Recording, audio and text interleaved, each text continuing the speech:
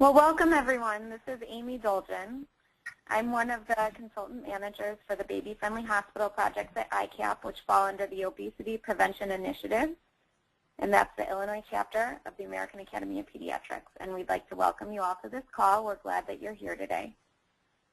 This networking call, like I said, is presented by the Illinois chapter of the American Academy of Pediatrics Baby Friendly Hospital project, which is part of the Illinois Department of Public Health We Choose Health initiative, and is made possible by the Centers for Disease Control and Prevention.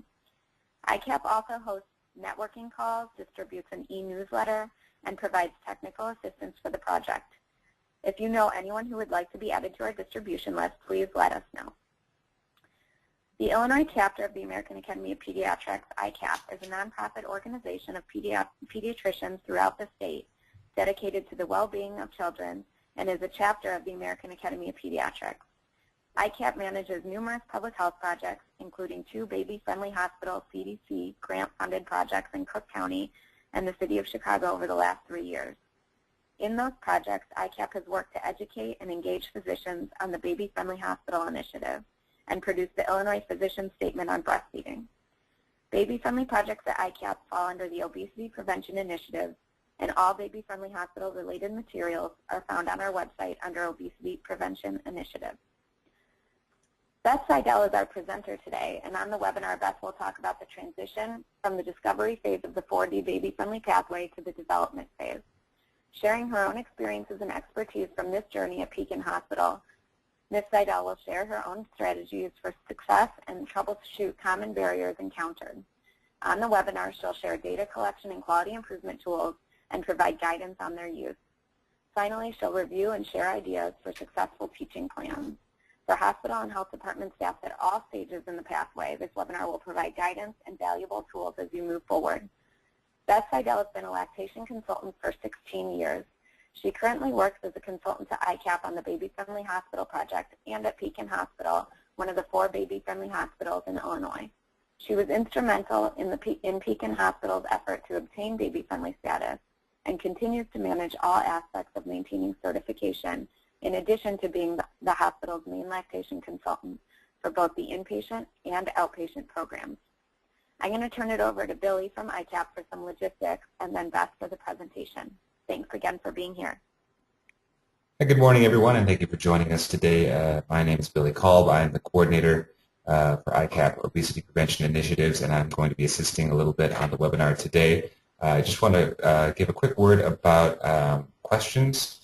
We are asking that you hold all your questions until the end. There will be a designated time where you can ask Beth your questions. To do so, you have 2 options. You can type them in via chat, or you can kind of raise your virtual hand, as it were, inside the webinar, and we can call on you. Right now, everyone is muted, but if you raise your hand and we call on you, we will unmute you, and you can ask your question that way. I do recommend that if you're going to ask a question out loud, that you call in via telephone, unless you're certain that your computer has a microphone. Otherwise, we will not be able to hear you. So just stay tuned. We'll get to all questions at the end.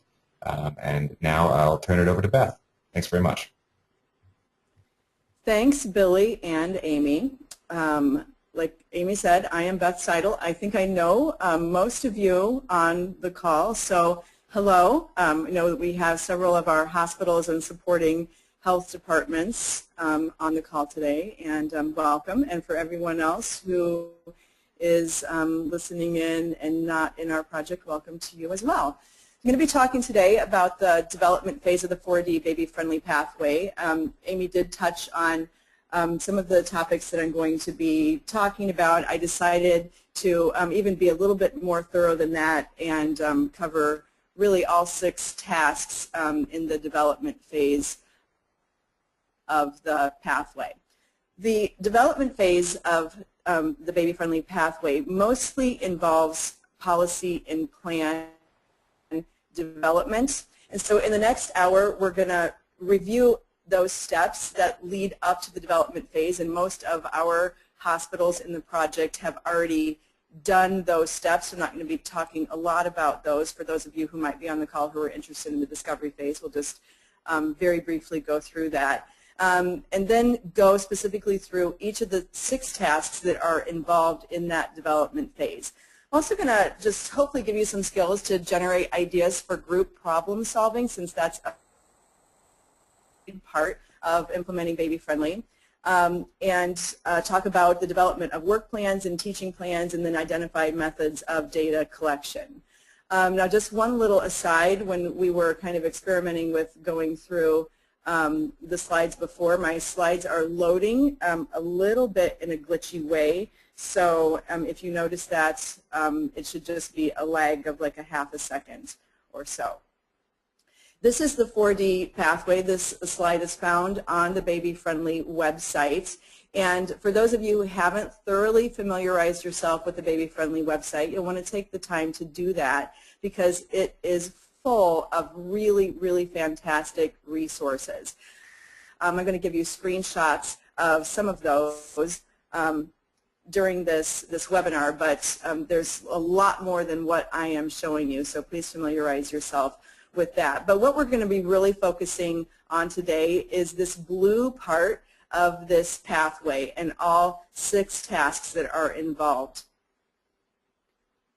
Most of the people on the call who are in our Baby Friendly grant project have already been in the discovery phase. So just a quick review, what you do during that phase is register with Baby Friendly to let them know that you are interested in becoming Baby Friendly designated. You obtain a letter of support from your CEO. This is an important step because Baby Friendly wants to see, I don't know why my computer's jumping ahead, sorry about that.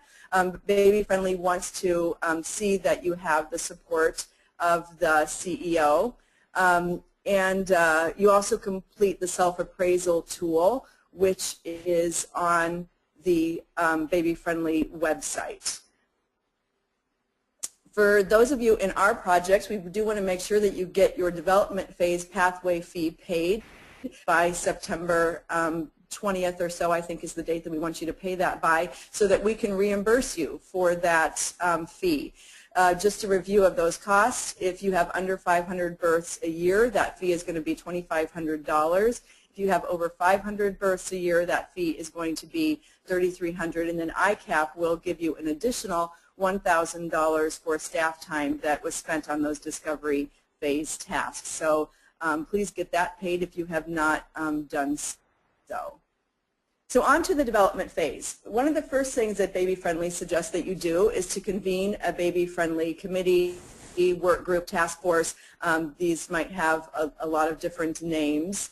But we've talked quite a bit about that in our networking calls and previous webinars, so I'm not going to focus too much on that. But basically what this work group is doing is they are just working to implement the 10 steps to successful breastfeeding into practice in your facility, with Baby Friendly designation as the ultimate goal.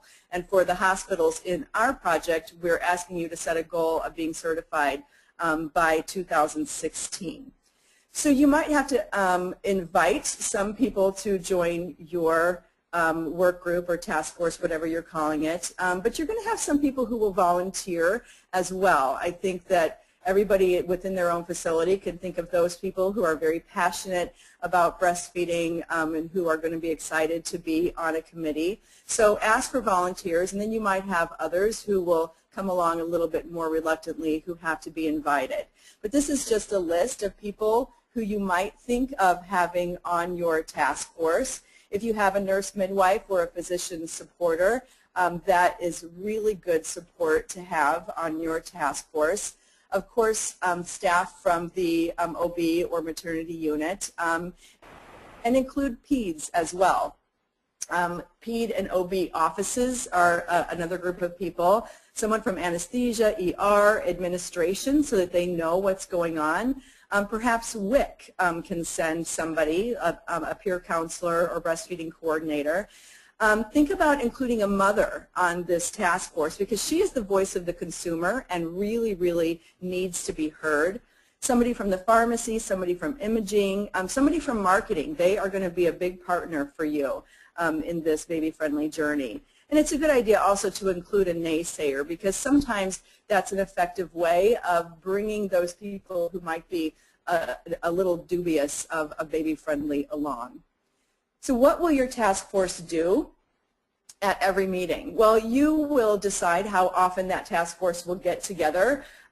We had, when I was going through Baby Friendly with my hospital, we had a very short time frame that we wanted to become designated by. We went through the whole journey in about 1.5 years.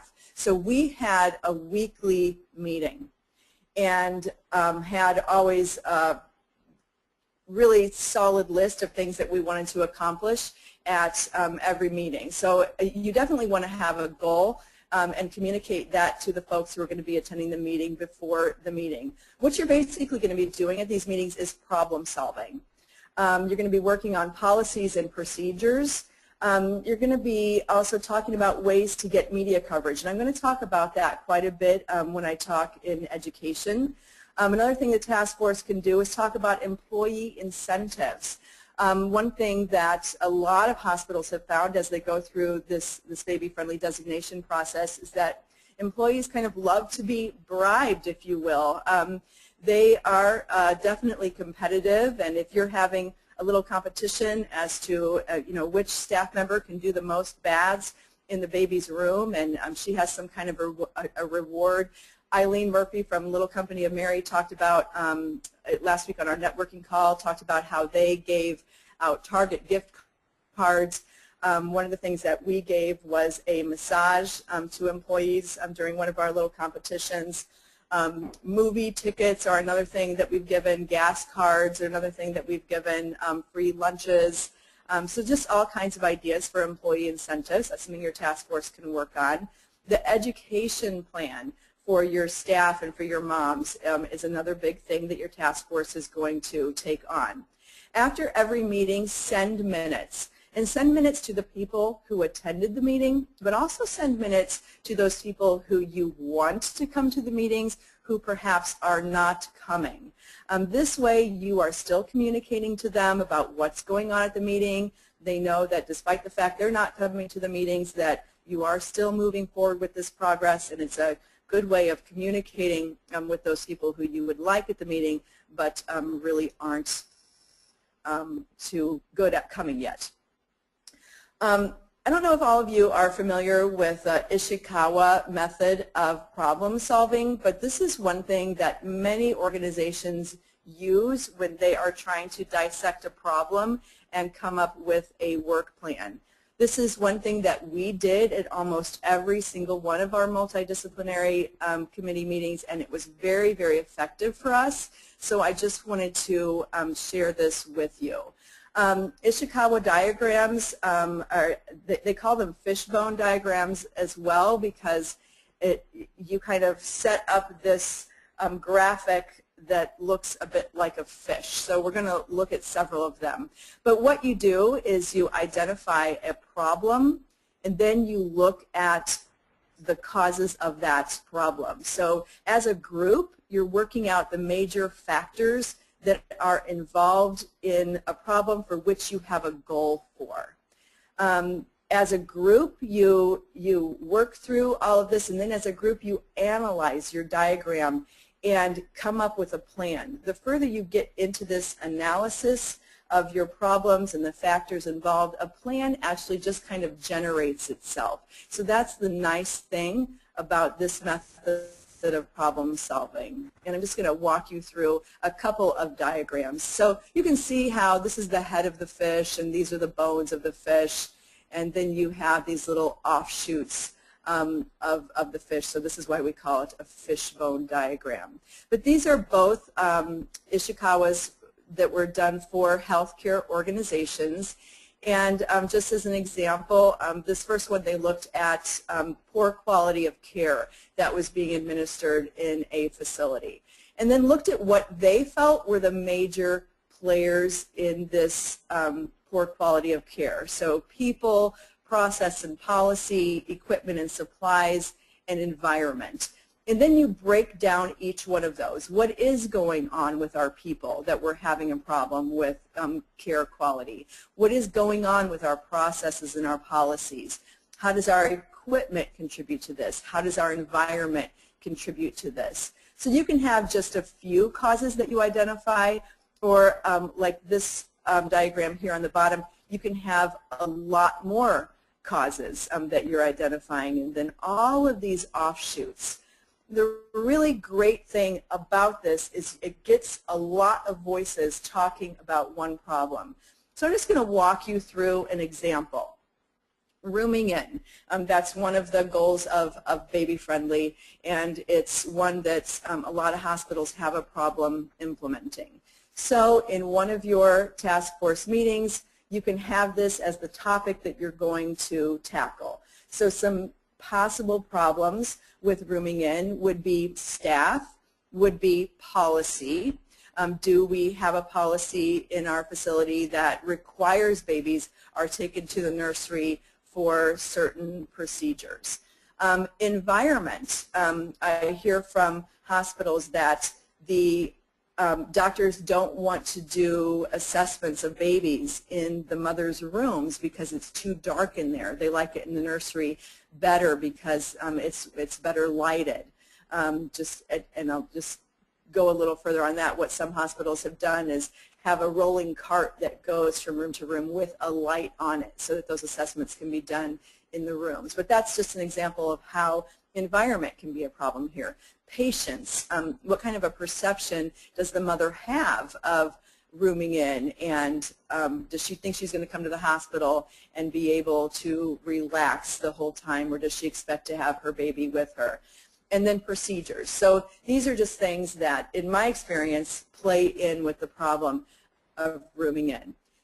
You can download from the internet templates, and this one is specifically for PowerPoint, for doing your Ishikawa diagram. So this was one that I downloaded. This one only gave me the opportunity to have 3 different causes, whereas I had in the previous slide identified more than that. So I just chose 3. But you can see here that our problem is that over 80% of moms and babies are not rooming in.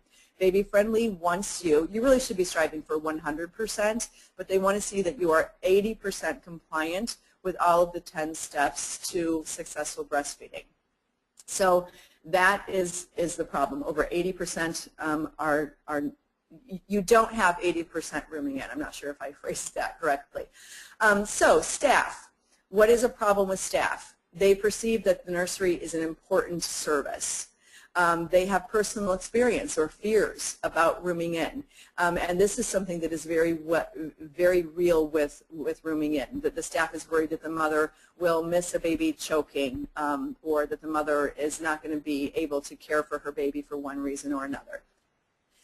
We look at our procedures, and we have certain things that are done in the nursery at night, hearing tests, baths. You also have those procedures that we've always done it this way, and we're not really sure why we did that. And then mothers, what are the problems that we have with them? Well, they're tired. They have no support person staying with them. They have a lack of knowledge of the benefits of rooming in. So just you're discussing with your group, perhaps everybody is going to write some of their ideas about barriers on a Post-it note, and you're going to collect all those Post-it notes and kind of move them around into categories, and that's going to help you to develop this, this diagram. You don't have to do this on a computer. Every single Ishikawa diagram that we made 10 years ago was just on a piece of paper, and that is what this looks like as well. I also think that there's templates for Excel that you can download, but that is kind of how that works. So the benefits of this type of problem solving, it's a great team approach. And because you work as a team, it really helps you to build relationships between departments. Perhaps imaging has no idea that breastfeeding is so important to some moms, and that when they tell a mom that that she has to stop breastfeeding because she's having a scan in the hospital, they don't realize how devastating that is. That's something that they're going to learn from this brainstorming that you do to try to solve problems. All members have the opportunity for input in this type of problem solving. And if people are shy to voice their ideas out loud, they can certainly, as I mentioned, do it in a note way. But all members gain a new understanding of the process of problems, and it's a really effective method for process improvement. The next part of the development phase is working on a work plan. And so this type of problem solving and work with your work group or your task force is going to help you to develop a work plan. But first of all, what did your self-appraisal tool tell you? During that discovery phase, you filled out a self-appraisal tool that kind of told you where you are with the 10 steps. There are some of you, I know because you called me as you were filling them out, who thought, oh my gosh, we are not doing any of this. So from that self-appraisal tool, you should have an idea of we are really weak with rooming in. We are really weak with our exclusive breastfeeding. We're really great at skin to skin. So you might decide as a group whether you're going to start with those things that you're really weak in or whether you're going to choose the things that you're already strong in and really tweak those to where you have that 80% compliance. So that will be up to you. And then what problems and barriers have you identified in your self-appraisal tool and through your problem solving that you did as a group, and you want to work those into your work plan. In your work plan, you want to have a goal. So you might have a goal of, well, the ultimate goal of baby friendly by 2016, but all babies are going to be skin to skin by the end of 2014. So set your goal and your timeline. Many facilities work on just one practice change at a time. Because we were in kind of a hurry, we did really probably 3 at a time, but that is going to be your choice as to how you're going to do that. Sometimes it just overwhelms the staff less to just work on one practice change at a time. So again, on the topic of rooming in, I'm just going to throw out some ideas for what a rooming in work plan might look like. First, you want to define rooming in. So according to Baby Friendly, rooming in is that mom and baby are together 23 out of 24 hours a day. Then in your work plan, you're going to have your goal, 2014, 80% of moms and babies will room in. Your work plan was to identify those barriers. And then you might decide in your work plan that we're going to educate staff on the benefits of rooming in. We're going to develop scripting for the rooming in conversation, and that is something that takes place during labor, during admission. It takes place in the mom's room. It takes place during tours, so you can have different ideas about what that script is going to look like. As part of your work plan, maybe you're going to develop a baby-friendly pamphlet and education materials that are given during tours. They might be given in OB offices.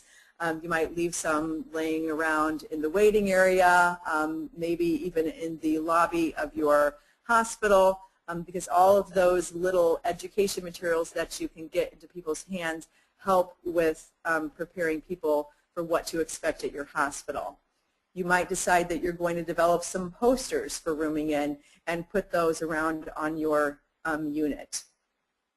You want to work with your WIC, OB offices, and local childbirth educators to incorporate rooming into their education plan.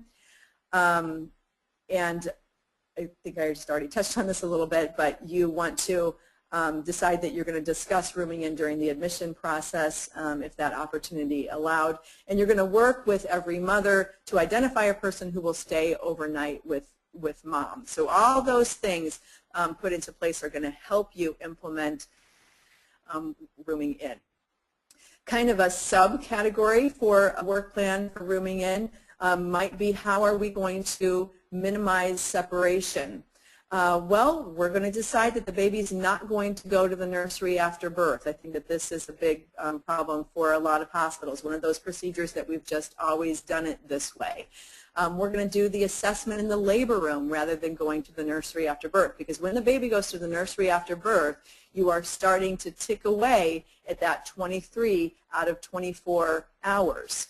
And that's, you know, more of a staff thing than a mom thing. So that gives you very little leeway if your mom does ask for any help with getting baby to sleep at night, if the staff is kind of taking up all of that baby in the nursery time. So think about things that you can do in the room. Make parents a part of the assessment process.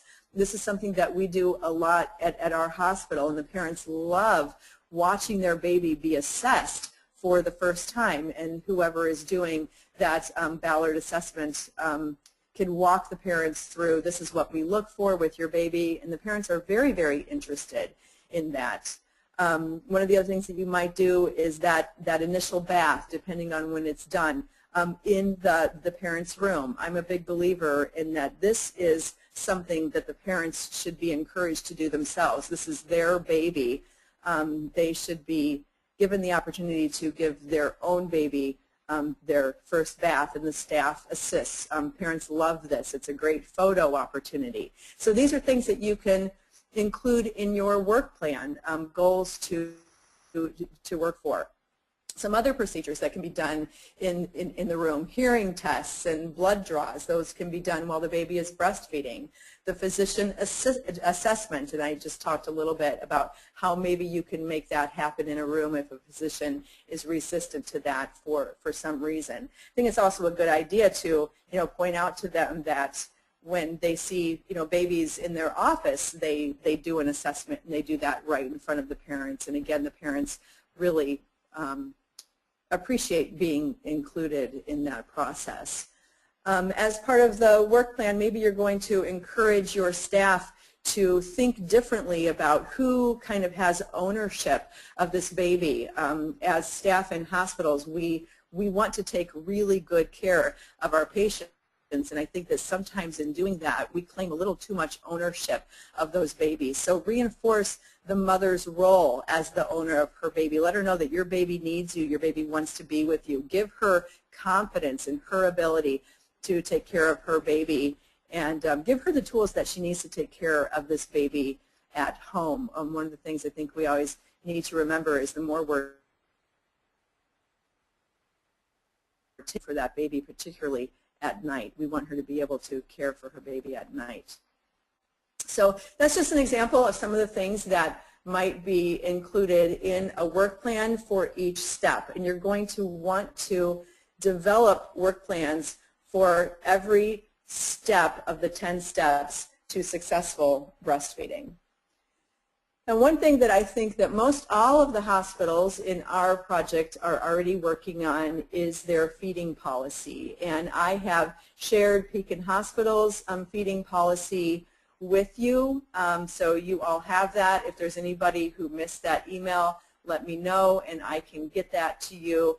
And there are definitely sample policies out there as well. I think I'm going to reference one of those in a slide coming up.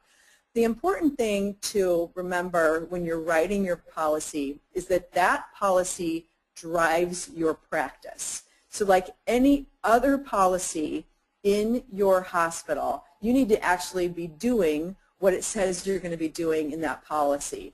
So when the surveyors from Baby Friendly come and survey you on your practices, they're going to look at your policy, and everything you're saying in there, they're going to expect that that's going to be practiced on the floor. So I'm just going to give you an example of something that you might put in the policy. Some hospitals want to make their moms sign a consent form if the mother requests formula. This is not something that's required by Baby Friendly, but some hospitals are putting that into their policy. So if you're going to put something like that in, things that aren't necessarily required by Baby Friendly is then going to expect that you are actually doing that. So they're going to want to see in the chart that there was a consent signed by every mother whose baby was given formula. So just some things to think about, that you're going to be surveyed based on what it says in your policy that you will be doing. The policy is based on the 10 steps to successful breastfeeding, and it describes how those 10 steps are going to be practiced. And of course, we want to recognize that breastfeeding is the normal way of feeding babies in that policy. I think that there's some people on this webinar who are not from Illinois, but for those of you who are in Illinois, having this policy gets you compliant with our 2013 January policy that you have to have a breastfeeding policy that's based on the 10 steps to successful breastfeeding. So if you haven't done that already for the state, that's something that you definitely need to be working on. So whether you're going baby friendly or not, this is something that is required in Illinois. You want to include physicians in your policy development. Provide supporting documentation to them. I certainly hear from a lot of people who are working on baby friendly right now that they have concerns that maybe there are some practices that are not particularly evidence-based. We have so much evidence now to support the 10 steps to successful breastfeeding that you can certainly provide your physicians with all the evidence that they need. If you're not using the AAP guideline on breastfeeding and the use of human milk, that is a fabulous tool. It is very highly referenced. February 2012 is the most current guideline right now. If you get on the internet and you do a search, you're going to come up with several different ones, so look for the February 2012 one. But it is based, this guideline from the AAP is based on the 10 steps to successful breastfeeding. So there will be a lot of supporting evidence in there. And let the physicians know that you're working on developing an evidence-based policy, that is what Baby Friendly requires, and that's what you're going to be doing. I think that most of you are probably familiar with the Academy of Breastfeeding Medicine protocols. For those of you who came to our training in July, we talked about this, but I'm just going to quickly click on the website. This is a fabulous website, should be the close friend of every hospital who's working on Baby Friendly. And over here on the left, we have all of their protocols and statements. So you can just click there and go through and print off those protocols, highlight them where you need to, and get them into the hands of your physicians. These are evidence-based. They are updated every 5 years. So if you notice that there's one that is not there, then just keep checking back, because that means that they are updating that.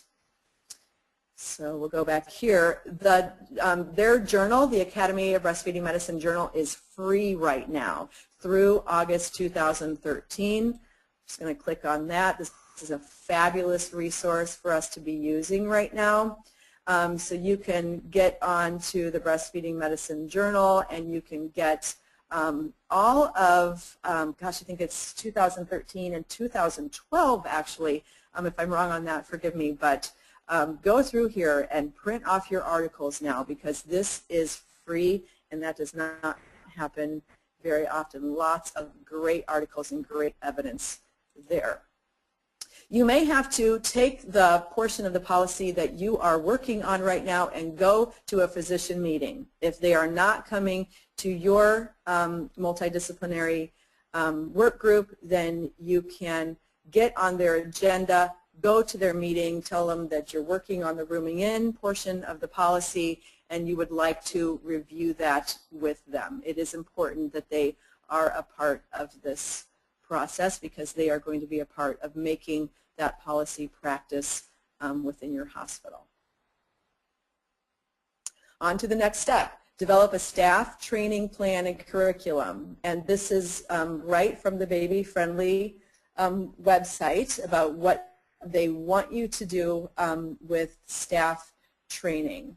As with all of these plans, Baby Friendly is going to want to review them and they're going to give you feedback on things that maybe you need to do differently.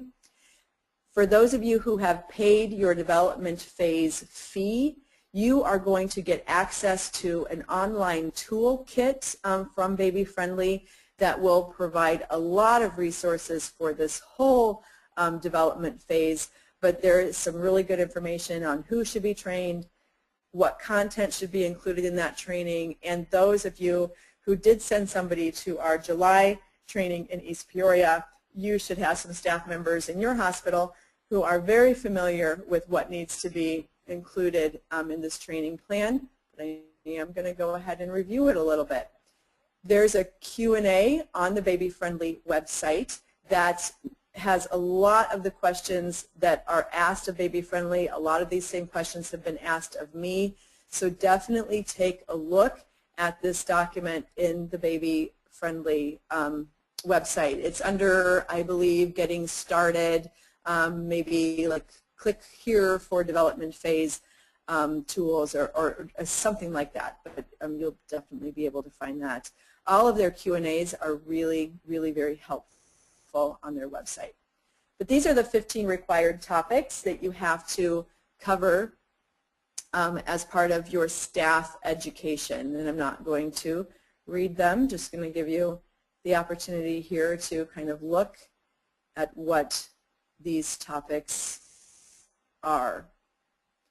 But it's really everything that your staff is going to need to understand why Baby Friendly is important, to understand why breastfeeding is important, and the very important role that the hospital staff plays in supporting the mother with breastfeeding. There are clinical competencies as well for the maternity staff that Baby Friendly expects you to accomplish. There are 4 of them, and I put in a little picture from our training in July. We had some fabulous little teaching modules that we did, and this is 2 of our participants helping a mother learn how to breastfeed here. But this is 2 of the skill competencies. On to the last 2, teaching hand expression, teaching safe formula preparation and feeding. This is something that's new to Baby Friendly. Within the last couple of years, we are teaching safe formula preparation and feeding to the formula feeding mothers only. We are not teaching that to the breastfeeding mothers. All the training that you do with your staff does need to be documented. For the hospitals in our Baby Friendly project, I sent you a spreadsheet to help you kind of track the training that you do with your staff. I'm going to be tweaking that a little bit and just putting in the titles of the topics that you need to be training on. But there is also a spreadsheet that is available from Baby Friendly once you get into that development phase. This is an online resource that's fabulous for teaching hand expression, which is one of the things that Baby Friendly is definitely going to be asking mothers if they were taught. This is from the Stanford School of Medicine. They have this video and another one on maximizing milk production that's also very, very useful. This is something that you might ask all of your staff to watch. Perhaps you'll have them kind of sign something telling you that they've signed it, and then once that they've watched it, and then once you know that they've watched it, that you can get together with them, perhaps one-on-one, use a little breast model and have them show you how to hand express. And there you got one of your clinical competencies done that way. Some more teaching ideas for those clinical competencies. Breast pump setup. This is something that we review at our hospital every year. Seems like people tend to forget how to set up a breast pump if they don't do it very often. Alternate feeding methods. This is something that we do in skills days every couple of years, refreshing them how to feed a baby from a cup, from a spoon, from a syringe. Paced bottle feeding. If you don't know what that is, you can search for that on the internet, but it's a slower, kind of safer way of bottle feeding babies. that helps reduce the risk of overfeeding, and this is something that we teach to all, again, our formula feeding mothers. So these are just some different ideas for things that you can teach. More ideas, you can do some scripting role playing. I mentioned that earlier, but the staff seems to really appreciate knowing how to respond to a mother who wants to send her baby to a nursery, how to respond to the mother who's requesting formula for her baby and who's requesting a pacifier. Appropriate use of nipple shields is something else that you might cover in a clinical competency training. How do you do this education? Well, one thing that I don't have on here is, of course, you can do this one-on-one. I know that a lot of hospitals are planning that the lactation consultants are going to spend some one-on-one time, or they're going to spend some time in a small group setting doing some of this education for clinical competency. But your whole group education, you can do lunch and learns. So you can do an hour a month, you can do an hour every other week, however you want to do it. You can incorporate it into a skills day. You can do education at your unit meetings. If you have HealthStream or some other type of electronic-based learning, you can incorporate baby-friendly a module into that. Another thing that I did was I did a lot of case studies where I sent out a case study to our staff every week based on a real live case from our hospital and had the staff answer questions about that, and then I talked to them either in person or over the phone if they were third shift workers and I wasn't going to be seeing them for a while, just to review that case study if they had any questions.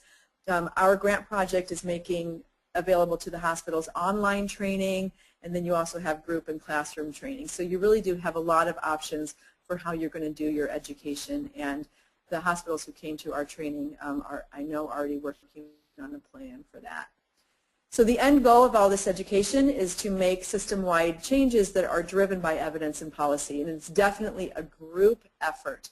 I threw this picture in here because this was our group who came to our training in July. And you need to figure out with your hospital what is the best way to educate your staff so that you're giving consistent care and information and getting buy-in. So teaching plans for moms. We just talked about staff, and now we are on to moms. And this is what Baby Friendly, they want you to have these teaching plans for both prenatal and postpartum women. And of course the plans should support your policy, and you're going to submit these to Baby Friendly. So some different ideas about how you can teach mothers and their families. Remember that part of teaching breastfeeding is teaching the family as well, because they are important to breastfeeding success. But I mentioned that you might want to have a pamphlet about Baby Friendly earlier, and these are some of the topics that you might want to include in that pamphlet, because these are things, all practices that a mother would expect at a Baby Friendly hospital. So getting a pamphlet into the hands of mothers beforehand can really make a difference.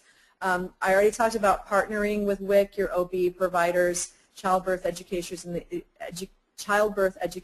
the community to develop consistent packaging, consistent messaging. An education package for antepartum patients. It used to be that if you did not have a prenatal clinic, Baby Friendly did not require you to educate prenatally. But now they want to see that those antepartum patients that you have, so the ones who might be coming in for preterm labor, that we are doing education with them. And they are a captive audience at that point, and they're very often bored. So you can have a package that you give them. You can have them watch videos. Have them use their smartphone. They all have them with them, and you can pull up some videos on the smartphone as well for them to watch. You might want to develop a handout specifically for dads, specifically for grandparents, and caregivers as well, because those people are all very important to breastfeeding success. Just a screenshot from the website, kellymom.com, on some resources for grandparents. And that's something that you can find a lot of information on the internet for, but there's some really good stuff out there to help you generate some ideas. Now, as we talk about education, I think that media coverage and community education is an important part of this, because the more you're communicating in your community about baby-friendly and the practices that better support breastfeeding, the better understanding that your consumer is going to have when they come to your hospital. So you can do community education by having a Facebook page specifically for your unit, or if you have one for the whole hospital, you can incorporate some baby-friendly and breastfeeding education in there. There are hospitals who are blogging their hospital's baby-friendly journey. So if you have somebody in your facility who's a great writer, who is good on the internet and wants to do a blog, that is something that you might consider.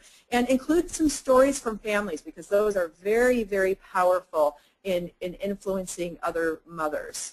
If you have a hospital newsletter or a hospital little magazine that goes out, get some education about baby-friendly and breastfeeding in there. Partner with your marketing department. They are going to be your friend in this. But make sure that they know that baby-friendly is a really fantastic marketing tool. You want to introduce the baby-friendly initiative to your local media, and I'm fortunate in our area that I have a pretty good relationship with several people in our media, so I asked them for some advice on this, and they said that they really appreciate getting a phone call, that they're going to hear you a little bit more than just a press release. So if you're sending, if your marketing department is sending press releases, and somebody can follow up with a phone call, you're going to get their attention a little bit better. Celebrate your milestones. When you get your certificate of intent, let the media know this hospital is working on baby-friendly. And if you can put a personal face on the story again, if you can feature a family who had a great experience at your hospital, that will help. So you need to be willing to ask parents to be a part of a story. I have found that parents are usually very flattered. Every once in a while they say no, but they are very flattered to be a part of the story. I always point out to them it'll be a great thing for their baby's baby book. So publicize breastfeeding week activities, publicize things that you do for IBCLC Appreciation Day. Just think of all of these different ways that you can perhaps get a story on the news or in the newspaper. Recently we had 2 articles in our local paper within a week. This is something that we did for our breastfeeding week. The focus was peer support, and so we were able to get the paper to do a story. I took the picture here, so I submitted the picture to them. So we just kind of have come up with creative ways to get them to pay attention to us. Here's another little story that we had about a birth that was Skyped due to the dad being in the military. And any type of little stories that you can do like this, if you can incorporate a mention of baby-friendly and the breastfeeding support, then that is great. So use the media. Last part of the 6 steps in the development phase is your data collection plan. A lot of people are very intimidated by this, and if you do a good job of putting into place some tools now, all of your baby-friendly data submission is going to be pretty easy for you later. So what do you need to collect data on? Well, first I want you to think like a surveyor. And in the guidelines and criteria on the baby-friendly website, they lay out for you what all they're going to be looking at. So read through that and then think like a surveyor. What are they going to be looking for when they come here?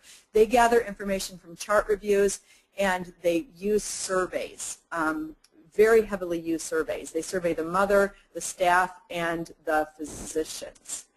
And some of the data that they're going to be looking at is skin to skin. They're going to want to see immediate, uninterrupted skin to skin. You can collect data on the weight and the measure being delayed. On rooming in, you need to document any separation at all.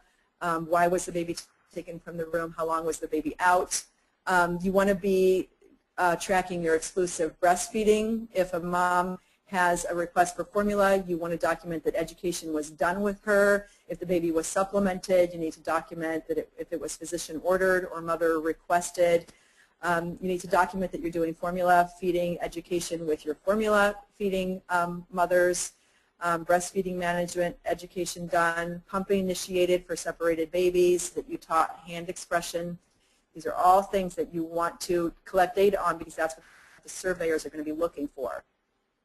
We have a mother's survey that we use to collect a lot of our data that's given to the mothers before they leave. We get a really high rate of return on those because we have them put it directly into our hand. And I'm going to show you an example of that here in a minute. We have our staff chart. All of this baby-friendly practices, skin-to-skin, everything in the infant admission and assessment. And we actually have a baby-friendly practices tab that our staff go to, and they just practice that our sacred hour was observed. That's the time right after birth. That's where they chart that the weight and the measure was delayed.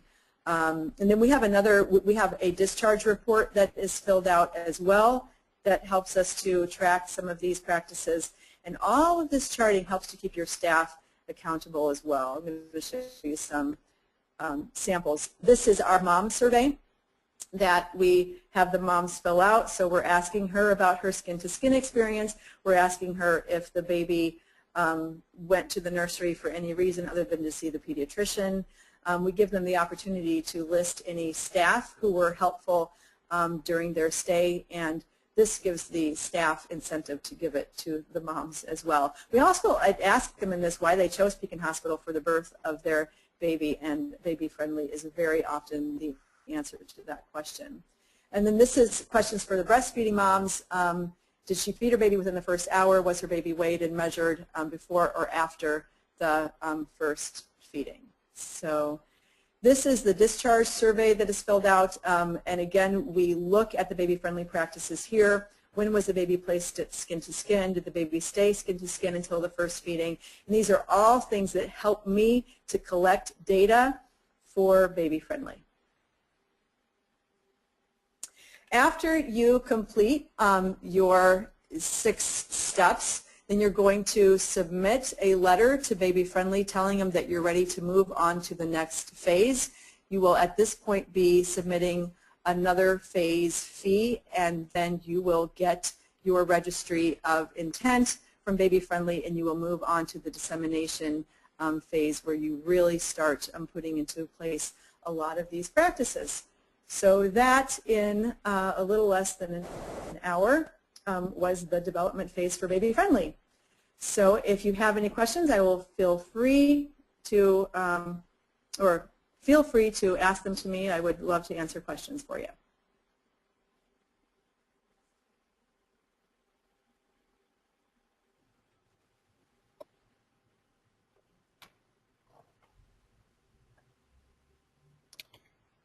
Okay, we have a question about whether these slides will be distributed after the webinar, and I believe the answer is yes. We'll be sharing the slides in PDF format, so you can count on seeing those soon. We will also be recording, or we have been recording this webinar, and we will be posting it to the ICAP website.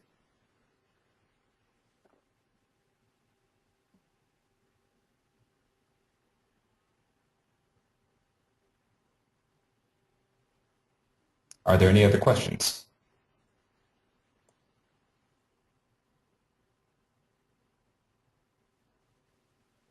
You're going to make me think you all were sleeping if you don't ask me some questions. Okay, we have a question here. Can we have a PDF of the survey Pekin uses? You certainly can. Is this question being asked by somebody who's in our grant project? This is Jennifer Gilpin. Ah, yes, definitely. I can send that out via email, or actually, Billy, maybe that's something that we can send out with the slides of the presentation.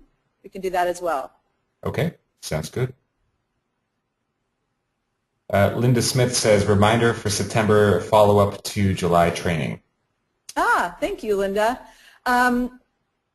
For a little bit, we thought maybe we were going to have a conflict on our date for our return trip to Central Illinois for the training that we did in July. But that is definitely on. I will send some information out about that today, but it's going to be September 4th and 5th. That training is going to take place at Pekin Hospital. I'll be sending you hotel information and everything about that later today. Okay, we have a question here from Diana Sandusky. Are there going to be any further suggestions / ideas for the fishbone diagrams? I certainly can, Diana, if you're wanting more on that. There is a wealth of information on the internet about those as well. So when you type that in, either fishbone diagram or Ishikawa, you will find a lot of stuff, including really some tutorials about how to walk through that process with your group. Okay, we have another question here from Jennifer Gilpin. Can we do a webinar for the training for those that are 5 hours away? And she also asks, can you share the scenarios and case studies that you're using for education? Oh, yeah, certainly I can. Are you talking about the case studies that I referenced that I did with our staff? Yes. Okay, certainly I can. I will dig all of those up and I can send them to our hospitals as well. They were usually always based on some specific cases at our hospital, so it might even give you some ideas for how to develop those on your own. And as far as doing a webinar for the training that we're going to have in September, I'm not sure that I would know how we would be able to make that happen. But perhaps we could schedule some time to Skype just with your specific hospital if they're not going to be able to attend. And Jennifer, by the way, we loved everybody we met from your hospital. We loved everybody, but you had a particularly lively group. We have a question now from Brandy Hansen. Her question is the training on September 5th separate from the Action Institute training that's required in the grant? Hi, Brandy. That is different. That is not the Action Institute, and I don't know that that is required. That was one of the objectives that we had that you could choose from to have somebody attend the Action Institute. I know that a lot of the health departments send people to that Action Institute anyway, but this is something different from that. And as a follow-up, oh, sorry. Sorry. And Brandy, I had another health department ask me if they needed to come to that September 4th and 5th, since you guys came to the first one. And you are more than welcome to, but you certainly don't need to. Yeah, that was going to be, I think her follow-up question was, as the liaison from the health department, should I attend the training as well? I did attend the one in July. Oh, that answered your question. Okay. Yeah. I have a pair of questions here from Mary Kautz. First question is, how does one decide adequate time in timelines? And the second question is scripting available for staff and patients? Mary, first of all, hello. And are you talking about timelines for putting into place the baby-friendly practices?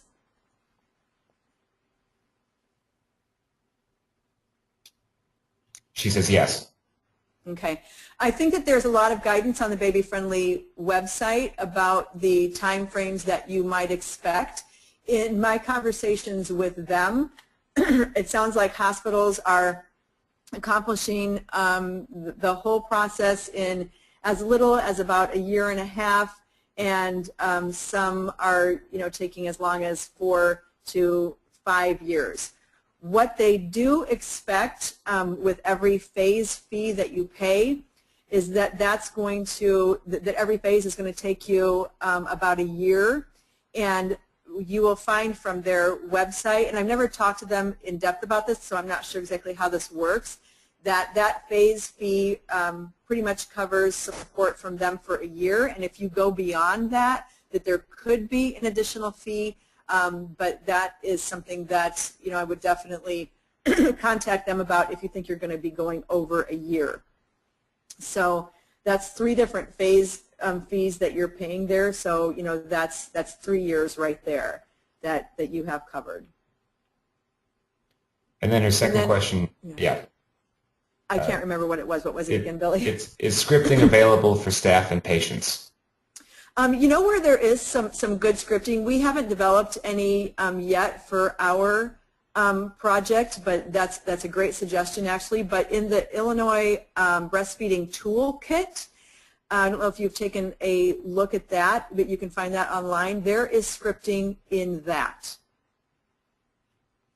But certainly that might be a very good suggestion for us.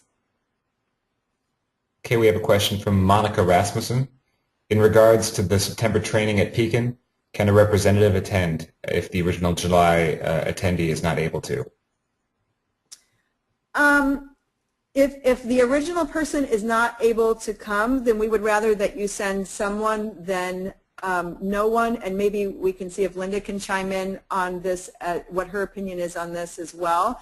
But you might feel a little bit like you're jumping into the middle of something that's already in progress. But I can certainly help you to get caught up, because we would rather that you have somebody come than no one come. And I think that we are going to be covering enough kind of new things that it will certainly be worth your time. But Linda, do you want to chime in? Linda says it would be better if the same people came, but anyone is better than nobody from that facility. And she also says, I think to a previous point, lesson learned from other baby-friendly hospital initiative hospitals, don't stretch out the training too much, plan small steps and accomplish them, then move to another. That's great advice. We have a comment and question from Jennifer Kleckner.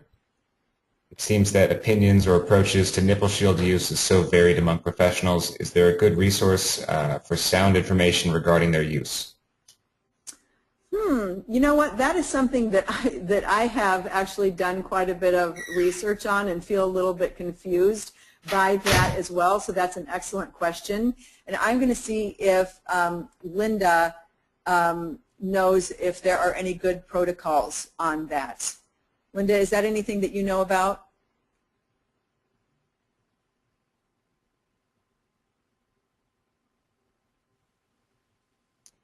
Linda says that she will bring what is available on nipple shields. Okay, and if that was asked by somebody who is not going to be at our training, then that is certainly, I can develop some resources on that and send that along to anybody who might want that. I have another question from Diana Sandusky. She's wondering if the September 5th training is just a one-day training. It's going to be September 4th and 5th. September 4th and 5th. Right, so it's 2 days. Okay, Linda Smith has a follow-up comment on the nipple shield issue. Her short answer is limited therapeutic use. Other techniques are usually better.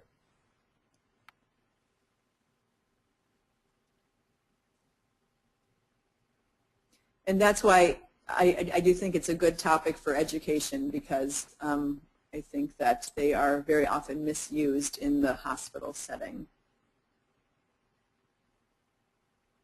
That's a whole other topic. Yeah, we have, and we're generating some comments here. Mary Couch says that their hospital has a policy stating that the patient must be seen by a lactation consultant before being given a shield.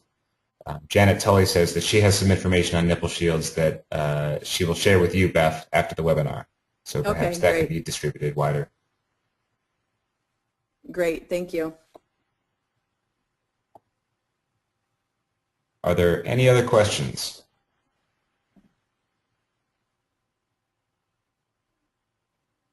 Okay, well, thank you so much if there are no other questions. And please feel free to email me. My email address is bseidel, so that's BSEIDEL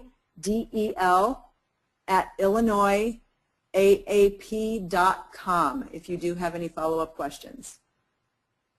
All right, Thank thanks you so very much, everyone.